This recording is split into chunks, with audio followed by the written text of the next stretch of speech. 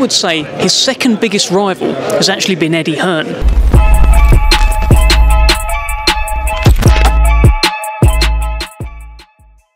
This is Jonathan Aguilar, Fifth Pro Boxing Fans, joined by Dev Sahni here at the 5v5 press conference. Dev, when you woke up this morning, did you think you'd be announcing Roberto Duran?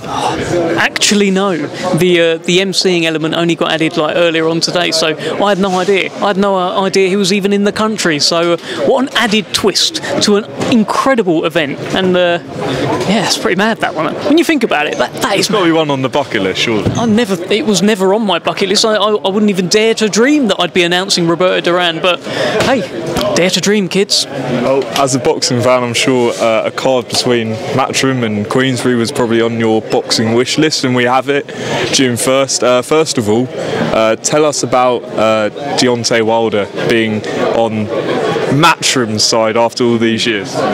Very, very interesting. A shrewd pick from a shrewd promoter in Eddie Hearn.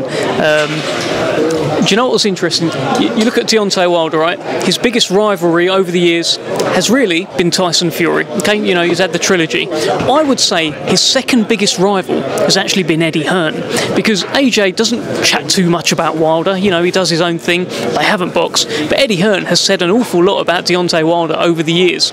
So he's sat up there next to, in my opinion, his second biggest rival, representing Matchroom. It's insane. I can't wait to see what happens. I love it. I love that they did pick Deontay Wilder. Unfortunately for Deontay, for Eddie, for Matchroom, there's a big bang waiting for him.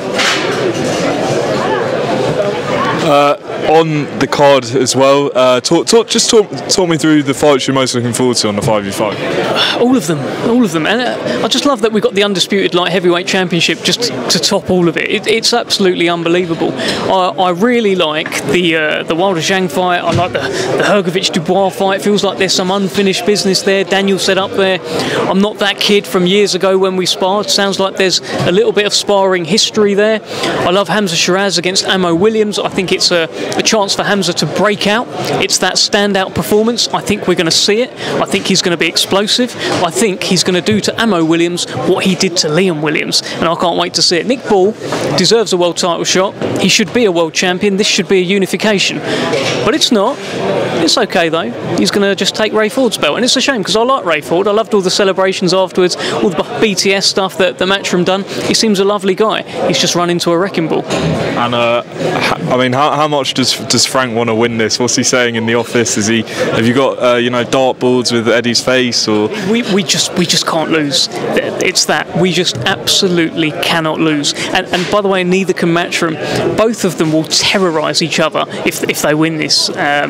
Frank's already said if he wins this, and he's intending to, he'll be driving up and down Brentwood with a megaphone, terrorising Eddie Hearn. So yeah, I can't think about losing. It's a great concept though, because I think either Eddie or Frank said maybe we'll do like a UK team up, UK versus US. So this kind of concept can work, you know, I guess going forward, right? Everyone's talking. I love it. This is such a great time for the sport.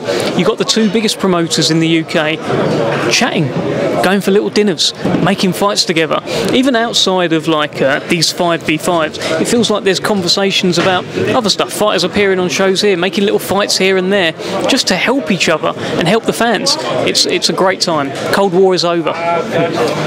Just want to move away and talk to you about this Saturday. We've got Devin Haney, another Dev, going for it against Ryan Garcia. What do you think? What state is Ryan Garcia in, from what you can see? I'm hearing he married a porn star this morning, so I'm not sure. And I think he's quite recently divorced. I'm not sure what's going on with Ryan Garcia. It sounds like he's talking his way and acting his way into a unanimous decision loss on Saturday night. Dev's always back Dev, and I am backing Devin Haney to win that fight. So it's got Haney UD written all over it. And then we're a few weeks out from another undisputed fight, Fury and Usyk. Talk to me about the press conference in Morecambe. What did you take from Tyson? I took a very game and up for it Tyson Fury, and you got a bit of everything actually from him in that press conference. He was funny, he was serious, he talked a little bit about tactics, talked about the history of cruiserweights going up to heavyweight, cracked a few jokes. I think it was great. It was an on-form Tyson Fury. It wasn't over the top either. I think he was very, very good. And look, they know they've got a mountain to climb in Alexander Usyk, but Usyk probably has a bigger mountain to climb because Tyson Fury, I think he's the man. What do you think John's going to add to the corner? I think it might be the first time he's been in it, for a professional fight. What's he going to add? I think John Fury will add a militant kind of lifestyle. He won't let anyone get away with any crap, basically, and he will kind of run that gym alongside Sugar Hill. But having his influence there will just add this. You can't mess about. I've heard he's been getting them doing burpees and all sorts of stuff like that, like old school sort of get fit, get in shape, no messing about, don't take a day off, don't skip a run. If I'm saying you're skipping, you're skipping. If you're hitting the bag, you're hitting the bag. That is what big John Fury brings. How will that link up go with Sugar Hill? Obviously, in the past there's comments being made, but do you think this fight's so important that will be forgotten? Well, look, it sounds like they're all on the same page, so the answer to that will really be on May 18th. If Tyson Fury loses to Alexander Usyk, there will be an inquest, and people will probably look into things like that. But if he wins, it's all hunky-dory. It was a genius move. Just lastly, Barry McGuigan made some comments. I'm sure you've seen where he suggested that Fury maybe isn't as elite as people suggest. In your opinion, is Tyson Fury an elite heavyweight, and what do you think it takes to become an elite heavyweight? If Tyson Fury isn't an elite heavyweight in this era, with a win over a long-reigning lineal champion in Vladimir Klitschko, with really 3 wins over Deontay Wilder, and guys like good contenders like Dillian Whyte, I don't think anyone's elite. I mean, he's beaten very, very good people. How do you become elite other than beating everyone that's put in front of you? That's what he's done. Now he's got Usyk.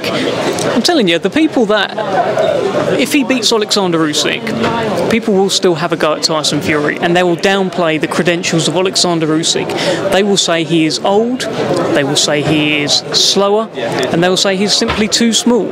All of these things will be said. I can see it coming a mile off. People like to discredit people who are doing well. And lastly, do you think he's realistically got 10 fights in him? So that's 2 fights a year, that's 5 years. He's 35, goes up to 40. He's got 40-year-old heavyweight fighting on this show. So yeah, we'll see what happens. Well, Dev, appreciate your time. It's been a good press conference today. Did you enjoy Beterbiev as well up there? I loved it. Do you think he remembers back to the Yard press conference? I said hello to him afterwards. He was like, hello. So there was a sort of a little moment of, I think I met I, and he realised he was looking at a monster. Dev, we'll leave it there. Appreciate your time. All right, cheers.